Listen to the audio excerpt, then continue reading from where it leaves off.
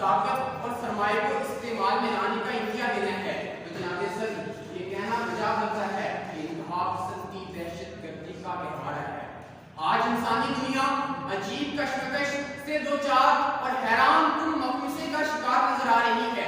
جس سمت نگاہ کیجیے بے چینی، بے اطمینانی، قتل و غارت، چیخ و پکار اور آہ و بکا کا دور دورہ ہے۔ ہر طرف ظلم و ستم، فتنہ و فساد، خوف و دہشت اور حق تلفی و ناانصافی کا بازار گرم ہے۔ امن و سکون اور صلح و صفائی کا اتنا فقدان ہے کہ ہر شخص خوف و ہراس میں ڈوبا ہوا، جور و جفا کا مارا ہوا بے بسی و بے کسی کی تصویر دکھائی دیتا ہے۔ یہاں زندگی سے پناہ مانگتی اور فریاد کرتی دکھائی دیتی ہے۔ آدمی آدمیت کا قاتل اور انسان انسانیت کا دشمن نظر آتا ہے۔ اتنا خائف ہوں میں اس دور کے ہنگاموں سے، اتنا خائف ہوں میں اس دور کے ہنگاموں سے، اب ہوا سانس بھی لیتی ہے تو ڈر جاتا ہوں۔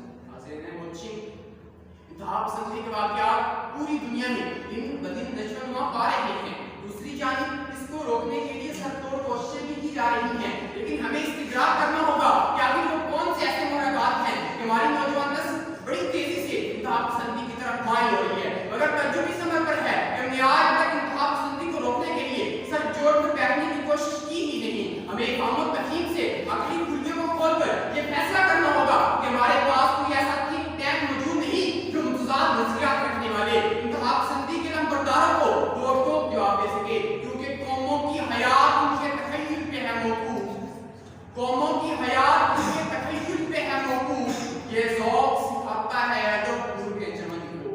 حاضرین محفل، اللہ تعالیٰ قرآن مجید میں ارشاد فرماتا ہے انما یخشی اللہ من عبادہ العلماء، اللہ تعالیٰ سے اس کے بندوں میں سے وہی ڈرتے ہیں جو علم والے ہیں۔ مگر افسوس سب افسوس، ہمارے ملک کا نظام تعلیم خصوصاً بالخصوص ہماری یونیورسٹیز کا طریقہ تعلیم اس قدر نئی و نظار اور وسیدہ ہے کہ تنقید برائے تعلیم کی گنجائش نہ ہونے کے برابر ہے۔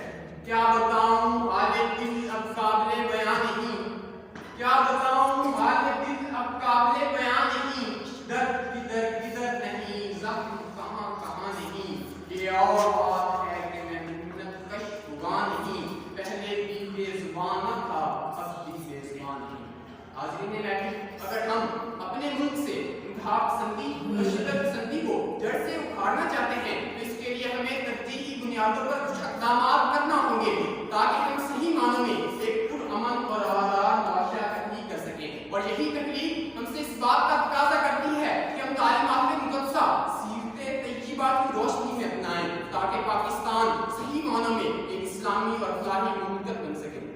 جناب عزت، ملک کی سوبار خزاں سے نکل کر اگر اقوام عالم پر نگاہ ڈالیں تو فلسطین کے لوگوں پر اسرائیل